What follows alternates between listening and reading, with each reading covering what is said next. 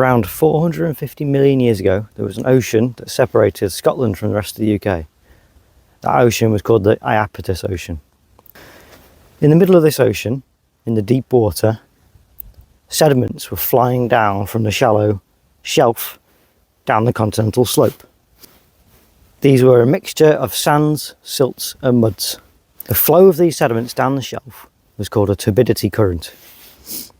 And what you see at the bottom, when these sediments fall to the deep water and they fan out, they form what is called a turbidite. And that's what we're looking at here. So you can see layers of sand, mud, sand, mud, sand.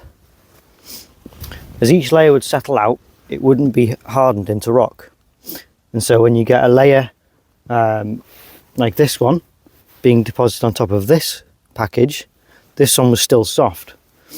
Now you can see here, this structure here is what we call a load cast, because this dense material has squished and buckled this material when it landed on top of it, and this stuff was still soft. It hadn't turned to rock yet.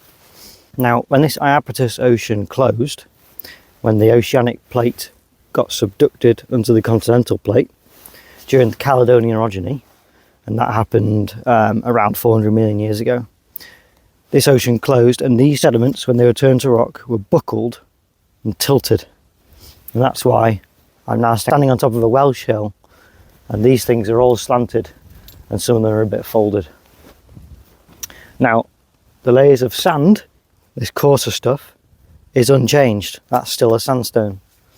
The layers of mud, however, have formed from that pressure during the mountain building event. From that pressure they've formed a cleavage, and so they've turned to slate. So they've become a metamorphic rock, very low grade, but this stuff has remained unchanged.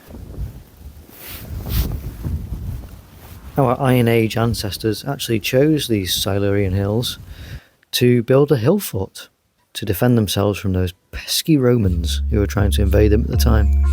See you next time for some more Welsh ancient history.